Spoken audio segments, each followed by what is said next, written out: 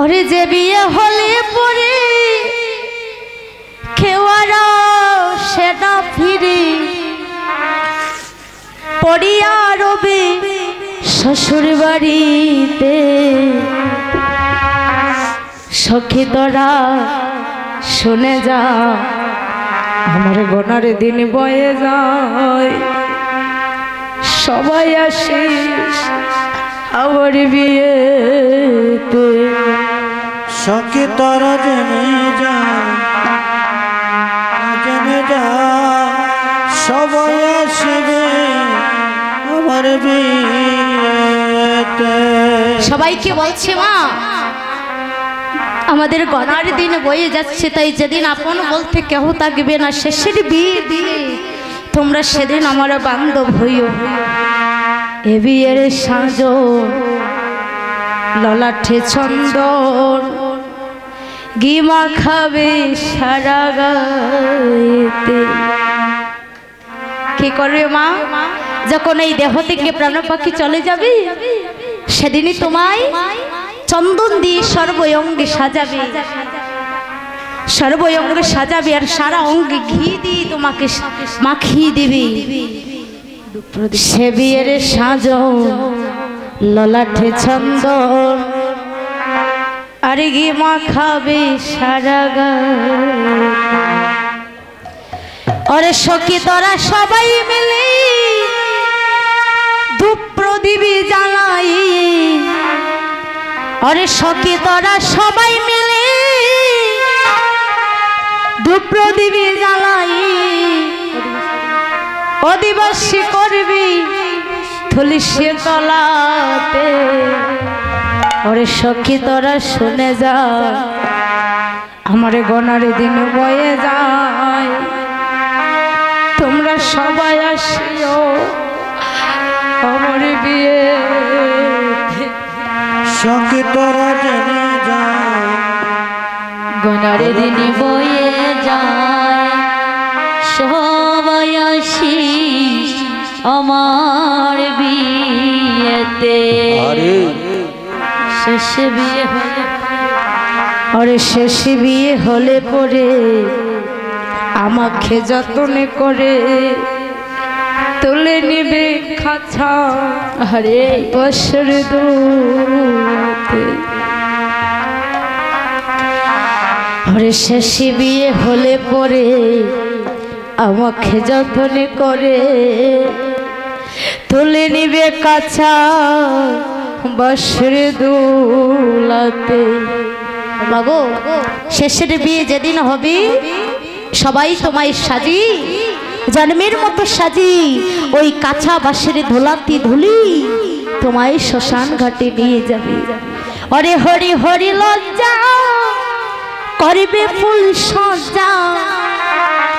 অরে হরি হরি লজ্জা করবে ফুল সজ্জা।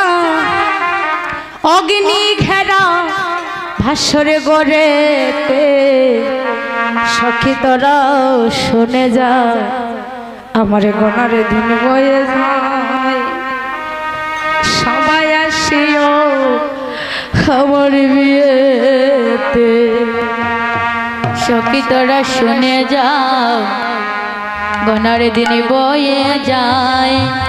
সবাই আসিস আমার বিয়েতে।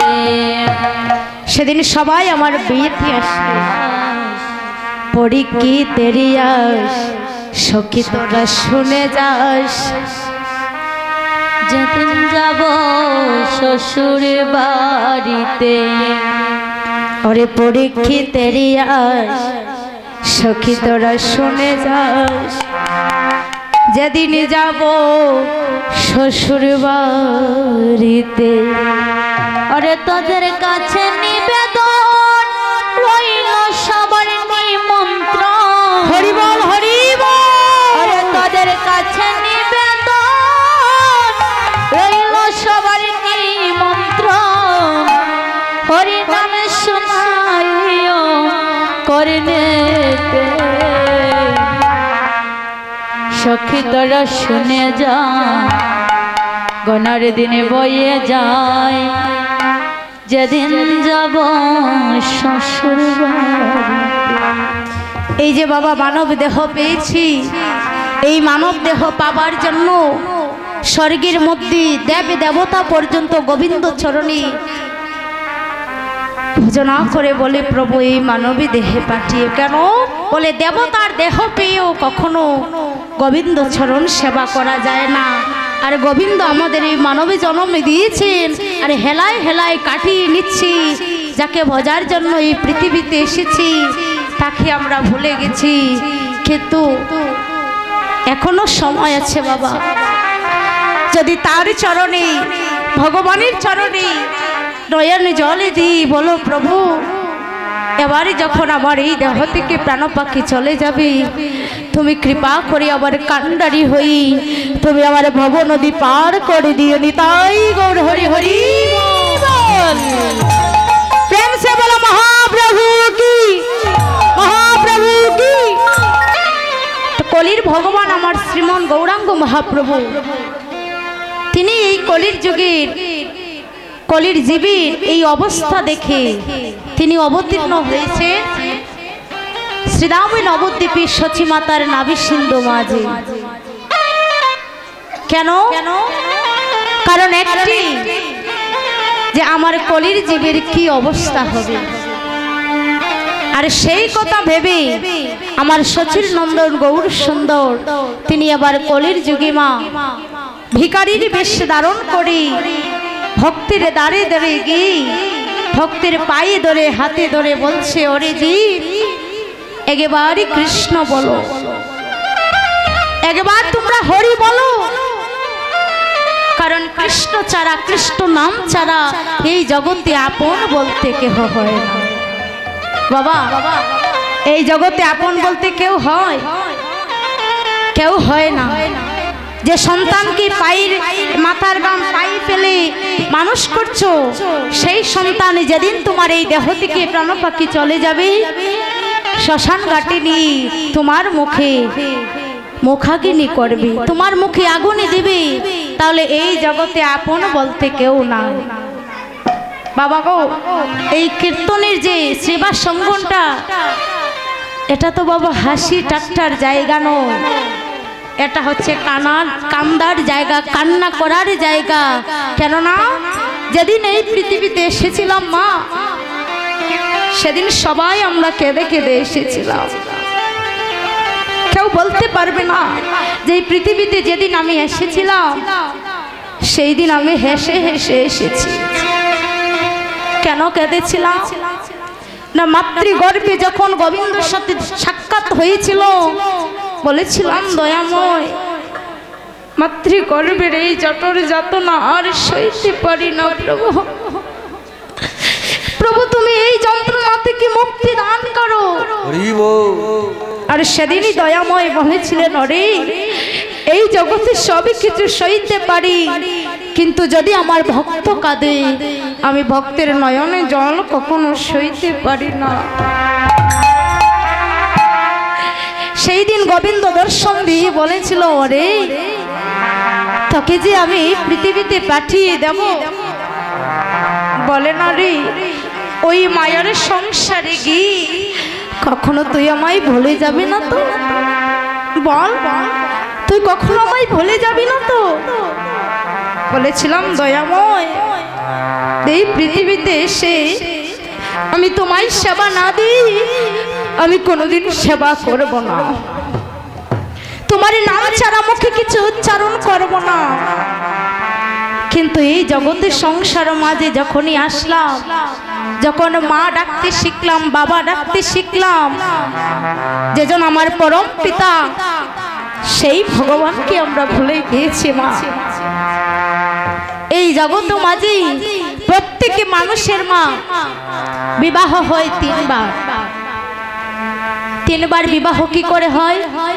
যখন আমাদের জন্ম হয় তখন আমাদের প্রথমবার বিবাহ হয়, যখন যুবক যুবতী রূপে পরিণত হই তখন আমাদের বিবাহ হয় দ্বিতীয়বার। আবার বিয়ে কখন হয়? যখন এই দেহ থেকে প্রাণ পাখি চলে যায়, সেদিন আমাদের আপন বলতে কেউ থাকে না, সেদিন আমাদের শেষের বিয়ে হয়। মাগো, শেষের বিয়ে হবে যেদিন কোনো সানাই বাজিবে না,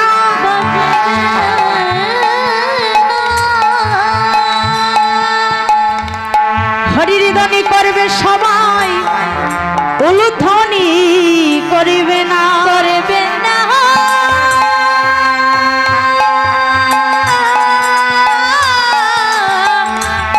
করবে না, উলুধ্বনি করবে না। সেদিন সবাই কি করবে বাবা? বাঁশের পালকিতে চড়ি চারজন তোমায় কাঁধে নিবি, আর পেছনে সবাই বলবি বলো হরি হরি বলো হরি। সেদিন হরি বল বলি তোমার এই দেহটা নিয়ে যাবে শ্মশান ঘাটে। তাই তো মহাপ্রভুকে ডেকে ডেকে বলছি, দয়াময় ও দয়াময়, যেদিন এই জগতে কেউ আমায় ভালোবাসবে না, যেদিন এই জগতে কেউ আমার আপনি বলতে তাকিবে না, অগো দয়াময়, সেদিন পাড়ির ঘাটে বসে আমি একা একা দাঁড়াবো। দয়াময় গো, তুমি শেষের দিনে আমারই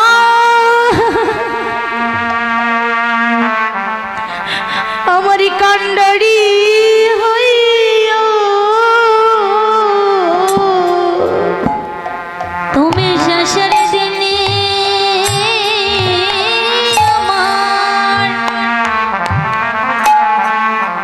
আমার কান্ডারি হইও।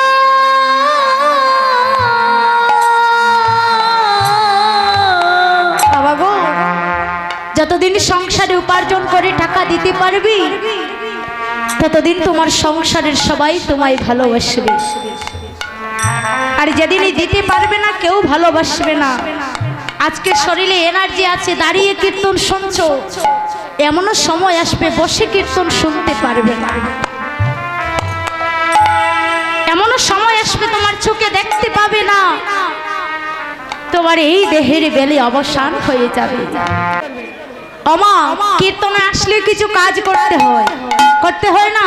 আসলাম আর শুনলাম হয়ে গেল না, মহাপ্রভুর জন্য কিছু করে যেতে হবে। কি করতে হবে? না করতালি দিতে হবে, আর অনুধ্বনি সবাই করবে।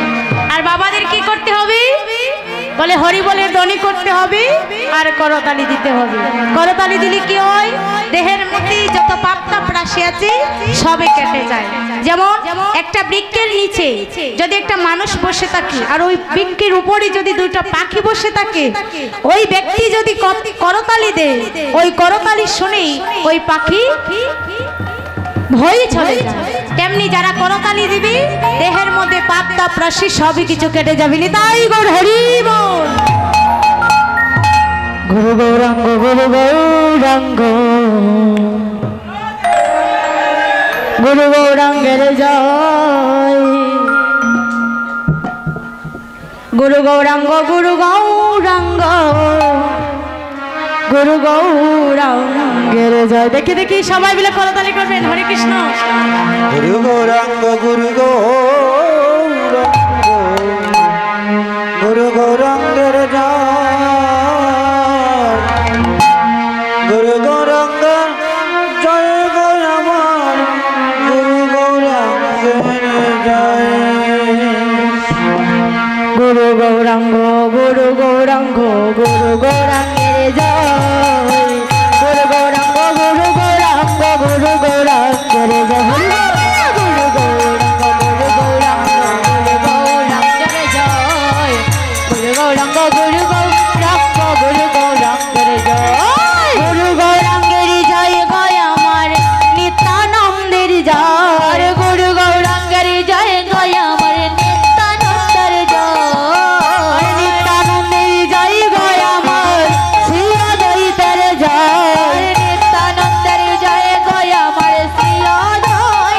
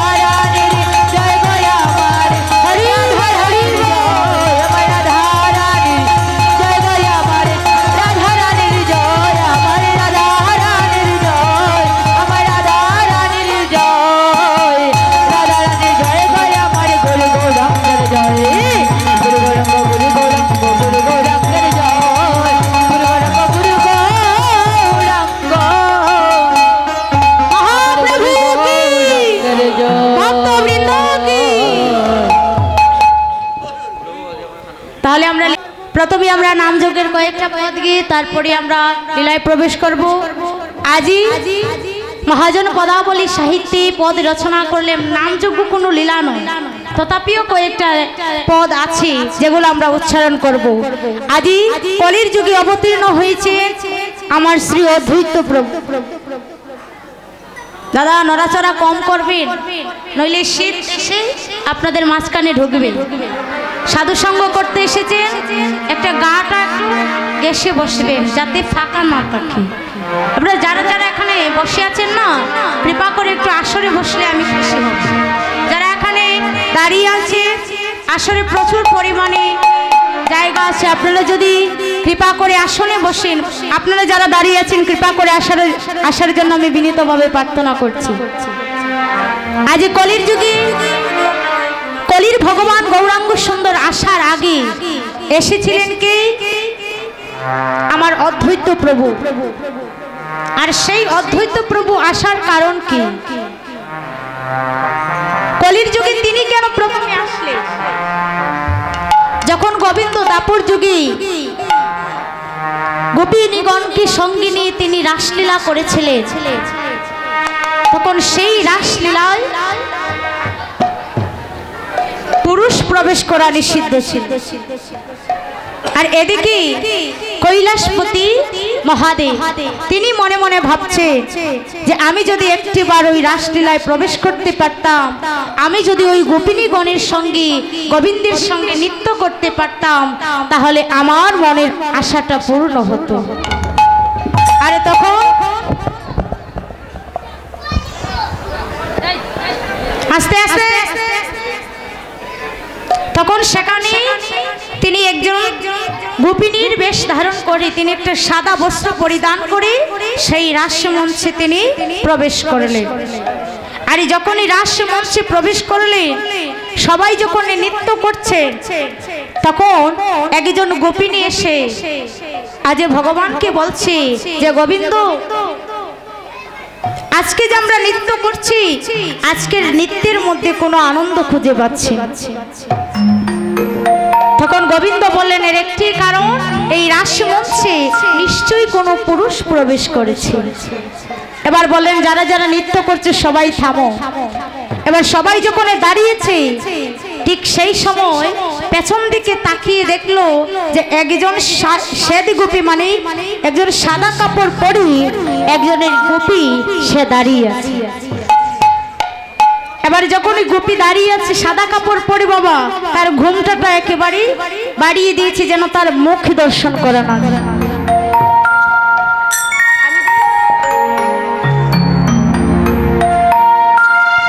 এবার যখন ঘুমটা বাড়িয়ে দিয়েছে, একজন গোপী গিয়ে বলছে আরে ও গোপী, তোমায় তো দেখতে পাচ্ছি না, মানে তোমার ঘুমটাটা তুলো, কে তুমি?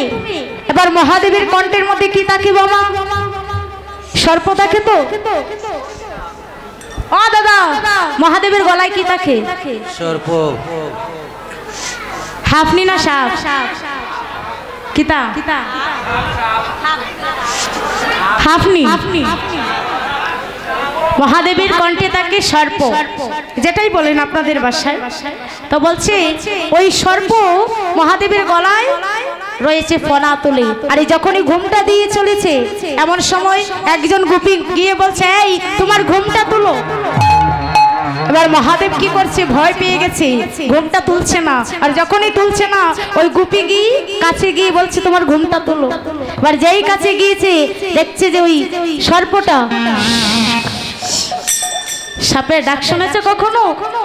কেমন ডাকে? আরো সুন্দর করে ডাকে। আমি তো আর সাপ নয়, সাপের মতো বলতে পারছি না। হ্যাঁ বাবা, আরো সুন্দর করে ডাকে। ওই সাপের শব্দ শুনে ওই গোপিনী ভয় পেয়ে গেছে, বলে কি শব্দ করছে ওর ভিতরে?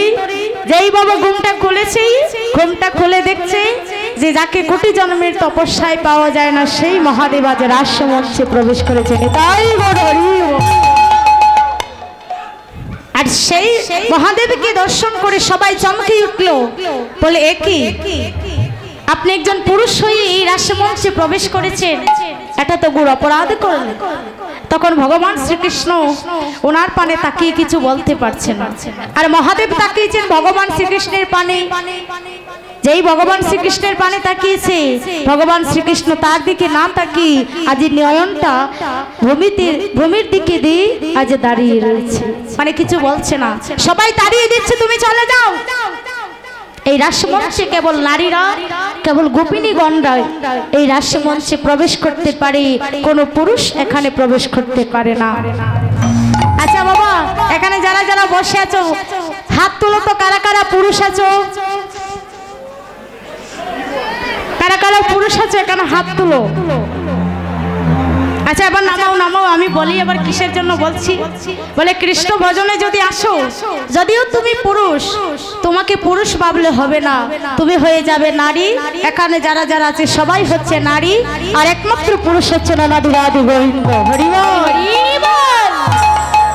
তাই মহাদেব ভাবলেন, প্রভু তুমি অকারণে তোমার ভক্তদের সঙ্গ ছাড়া আমায় করলে, আজ সবাই আমাকে তাড়িয়ে দিচ্ছে, তুমি কিছু বলছো না।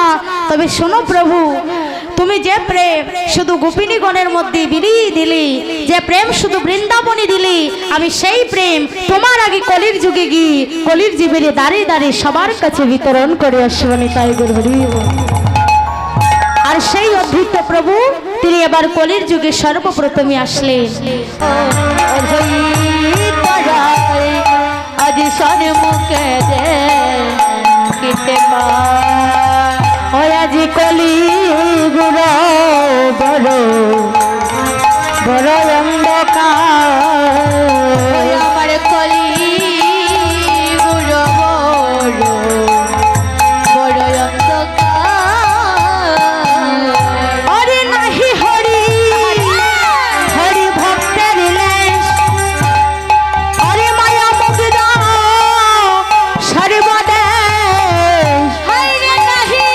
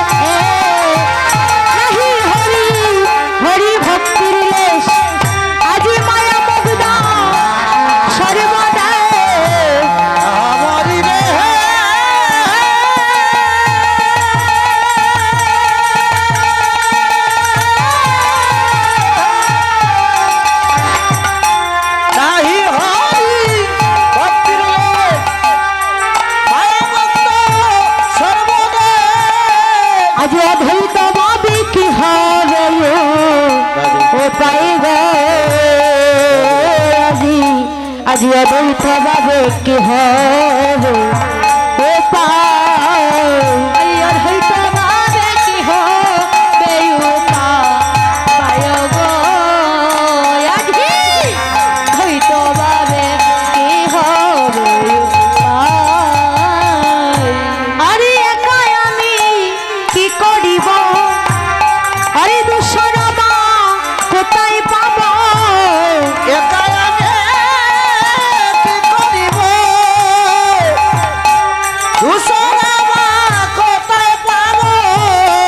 আজি শ্রী অদ্বৈত ভাবে মনে মনে,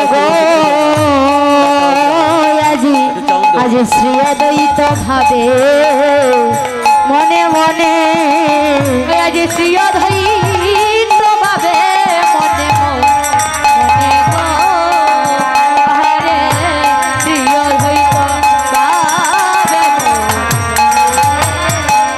মহাদেব অদ্বৈত প্রভু তিনি এবার কলির যুগের এই অবস্থা দেখে মনে মনে ভাবছে, কি করলে এই কলির জীবের দুর্দশা দুঃখ দূর হবে, কি করলে কলির জীব উদ্ধার হবে।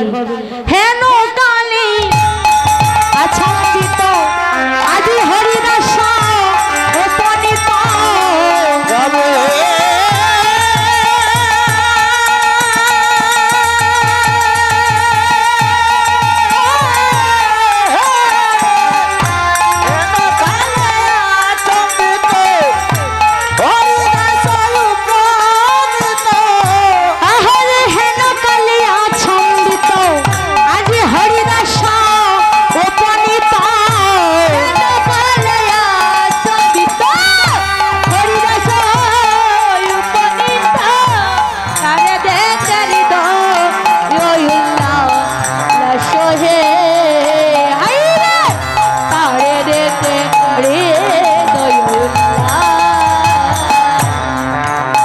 তখন অদ্ভুত প্রভু মনে মনে ভাবছে কি করলে কলির জীবকে মুক্তির পথে নেওয়া যায়। সেই সময় সেখানে উপস্থিত হলেন হরিদাস ঠাকুর, যিনি এই কলির যুগে জন্ম নিয়েছিলেন, হিন্দু পরিবারে জন্ম নিয়েছিলেন, কিন্তু পালিত হয়েছিলেন মুসলমানের ঘরে, যার নাম ছিল হারিস। আর সেই হারিস যখন কৃষ্ণ নাম করত, 22 বাজারে তাকে বেত্রাঘাত করা হতো, বলে মুসলমানের ঘরে জন্ম নিয়ে সে কৃষ্ণ নাম করি, তাকে 22 বাজারে বেত্রাঘাত করো, আর তাতেও যদি প্রাণ ত্যাগ না করি তাহলে তাকে যমুনার স্রোতে ভাসিয়ে দাও। তখন অদ্ভুত প্রভুকে নিয়ে হরে কৃষ্ণ, তখন হারিসকে 22 বাজারে বেত্রাঘাত করেছিল। বাবা, আজকে যদি কীর্তন করতে এই যে মায়েরা এখানে এসেছেন, বাবারা এসেছে, একটু ঠান্ডা যদি লাগে কালকে আর কেউ কীর্তন শুনতে আসবে না, কি বাবা আসবে?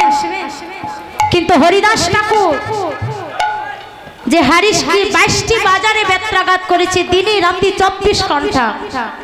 আপনারা বলবেন যদি মনে করেন কৃষ্ণ নামে আসার জন্য আপনার বড় ভাই আপনাকে মারে, পরের দিন আপনি আর কৃষ্ণ নামে আসবেন। কৃষ্ণ ভজন করতে গিয়ে যদি আপনাকে কেউ নিন্দা করে আপনার আর কৃষ্ণ নাম নিতে আসবেন না। কিন্তু হরিদাস ঠাকুর যাকে 22টি বাজারে, একে দুইটা নয় 22টা বাজারে দিনে রাতে 24 ঘন্টা যাকে বেত্রাঘাত করা হয়েছিল, তথাপিও কৃষ্ণ নামে বদন থেকে ছাড়ে। আর সেই হরিদাস ঠাকুর যখন অদ্বৈত প্রভুর কাছে আসলে, যখন তাকে 22 বাজারে বেত্রাঘাত করে যমুনার স্রোতে ভাসিয়ে দিয়েছিল, তখন ওই মরা দেহে কৃষ্ণ নাম বলছে ভাসতে ভাসতে এদিকে শান্তিপুরে। অদ্বৈত প্রভু ভাবলা বৃক্ষের নিচে যখনই তিনি ধ্যানে ছিলেন, তখন হঠাৎ করে কৃষ্ণ নাম শুনতে পেলেন। আর ওই ধ্বনিটা কোথায় থেকে আসছে না, যমুনার দিক থেকে আসছে। আর যখনই যমুনায় গেলেন, গিয়ে দেখছেন একটা মরা দেহ, আর সেই মরা দেহ কৃষ্ণ নাম করে। বাবা গো, অনেকেই বলি আমরা যেন মৃত্যুর সময় গোবিন্দ তোমার নামে মুখে নিয়ে মরতে পারি। বাবা গো, মৃত্যুর সময় কৃষ্ণ নাম এমনিতে আসবে না। ভগবান গীতায় বলেছে, হে অর্জুন, জ্ঞান থেকে ধ্যান বড়, ধ্যান থেকেও অভ্যাস বড়। যাজন অভ্যাস করতে পারে, যেজন কৃষ্ণ নাম নীতি নীতি অভ্যাস হয়ে যাবে, তার মৃত্যুর সময়ও তার মুখে কৃষ্ণ নাম উচ্চারণ হবে। ভগবান চেনা যায় চরণে, আর মানুষ চেনা যায় মরণে। তুমি সারা জীবনে যা করবে, মৃত্যুর সময় সেই চিন্তাই তোমার মনে উদয় হবে। তুমি যদি সারা জীবন তোমার সন্তানে নিয়ে ভাবো, মৃত্যুর সময় তোমার সন্তানের কথাই মনে হবে। সারা জীবনে যদি তুমি তোমার গোবিন্দকে নিয়ে ভাবো, নাম উচ্চারণ করো, তাহলে মৃত্যুর সময়ও তোমার গোবিন্দ নাম উচ্চারণ হবে। আজ অদ্বৈত প্রভু যখন দেখলেন মরা দেহে কৃষ্ণ নাম করছে, আর অদ্বৈত প্রভু গিয়ে ওই হারিসকে যখন স্পর্শ করলেন, স্পর্শ করা মাত্রই আজ হারিস চেতন শক্তি পেয়ে বলছে, প্রভু তুমি আমায় স্পর্শ করলে কেন? তুমি কি জানো না আমি যে একটা মুসলমান পরিবারের সন্তান, আমায় কেউ ভালোবাসে। তখন অদ্বৈত প্রভু বলছে, যার মুখে কৃষ্ণ নাম সে হারিস হবে কেন? আজ থেকে তোমার নাম রাখলাম হরিদাস। নিতাই গৌর হরি হরি। তখন অদ্বৈত প্রভু বলছে, হে হরিদাস, বলো এই কলির জীব আমি কেমন করে উদ্ধার করব? কি করলে গোলকের হরি পৃথিবীতে আসবে? তখন হরিদাস ঠাকুর আজি প্রণাম করে বলছে, আরে ভালো হলো আইলা তুমি, আরে পাপরে পড়েছি আমি। হরি হরি, ভালো হলো আইলা তুমি, আমি পাপরে পড়েছি আমি। তুমি প্রভু জয়নিতে করো সূত্র, হরে প্রভু জয়নিতে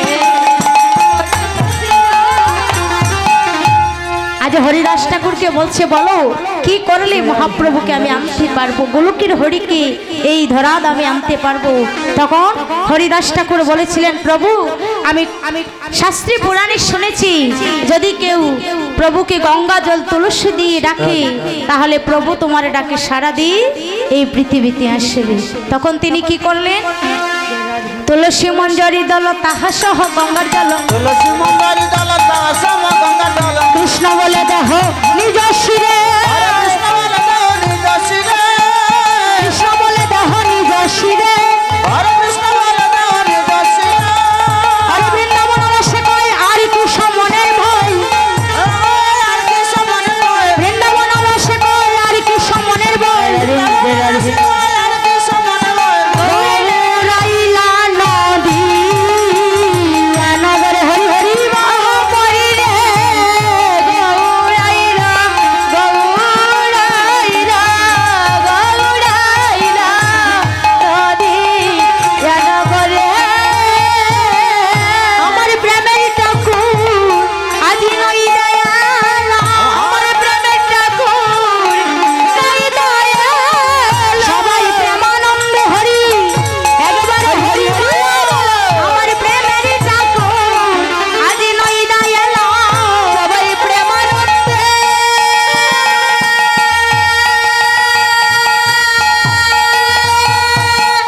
একবার হরি হরি বলো, প্রেমের ঠাকুর নই দয়াল, আমার প্রেমের ঠাকুর নই দয়াল, আমার প্রেমের ঠাকুর নই দয়াল, আমার হরি হরি বলো, প্রেমের ঠাকুর নই দয়াল, প্রেমানন্দে হরি হরি হরি বলো, প্রেমের ঠাকুর নই দয়াল, হরি বল হরি বল হরি বল হরি বল হরি বল হরি বল হরি বল হরি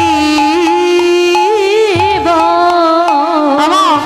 মহাপ্রভু উদয় হয়েছে শ্রীদাম নবদ্বীপে। কোন মাসে? ফাল্গুন মাই মিলে উলধ্বনি করবেন, ফাল্গুন পূর্ণিমা তিথি। সবাই মিলে করতালি মা উলধ্বনি সহ সবাই, দাদাভাই ছোটদা মিষ্টিটা যারা আছে সবাই মিলে, হাই রে ফাল্গুন পূর্ণিমা তিথি, নক্ষত্রে ফাল্গুনি হেন কাল জন্ম নিলেন গৌর গুণমণি গো,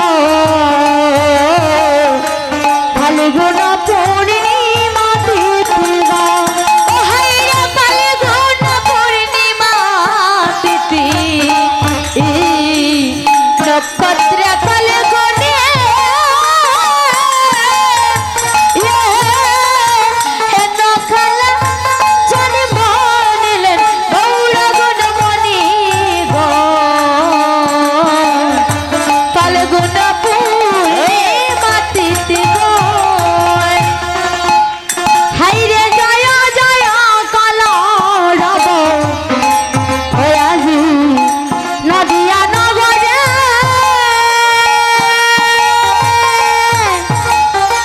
তখন গৌর জন্ম নিলেন সচির উদরে গো,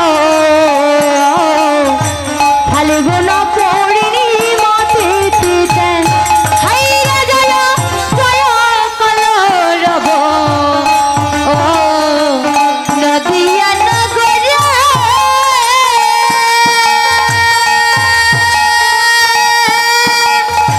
তখন গৌর জন্ম নিলেন সচির উদরে রে, ফাল্গুন পূর্ণিমা তিথি রে, হাই রে নক্ষত্রে ফাল্গুনি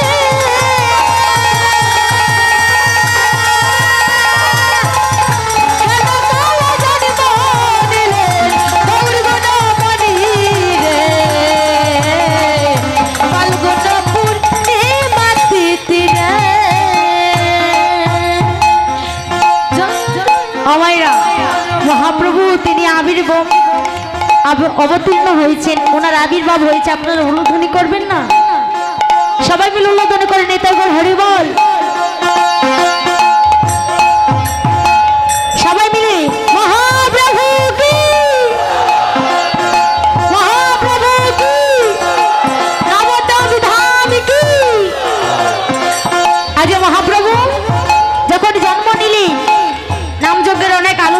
বাবা, আমাকে যেহেতু রূপ অনুরাগ কীর্তন করতে হবে তাই আমি সংক্ষিপ্তভাবে করে দিচ্ছি।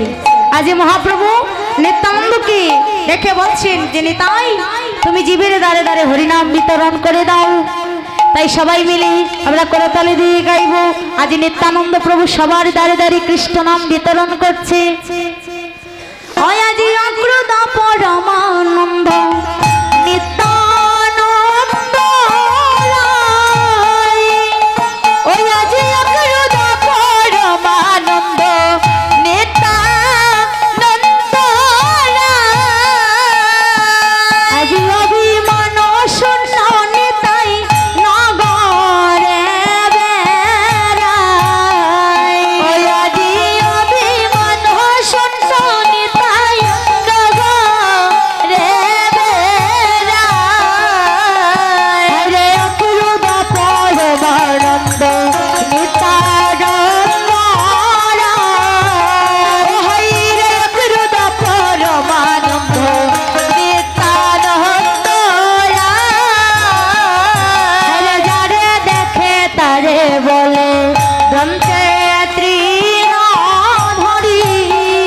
ও নিতাই যারে দেখে তারে বলে দন্তে তৃণধরি। তোমরা আমার কি দিয়ালো বলো গৌর হরি। ও তোমরা আমার কি দিয়ালো বলো গৌর হরে। হরে অক্রুদ পরমানন্দ নিত্যানন্দ রায়। হরে অক্রুদ পরমানন্দ নিত্যানন্দ রায়। হরে পতিত চণ্ডাল জনার দ্বারে দ্বারে গিয়া। হরে পতিত কঙ্গাল জীবের দ্বারে দ্বারে যায়া। অনিতাই হরি নাম মহামন্ত্র দিলেন বিলাইয়া। অনিতাই হরি নাম মহামন্ত্র দিলেন বিলাইয়া। হরে অক্রুদ পরমানন্দ নিত্যানন্দ রায়। হরে অক্রুদ পরমানন্দ নিত্যানন্দ রায়। হরে হেন অবতারে যারে রতি না জন্মিল। হরে হেন অবতার যার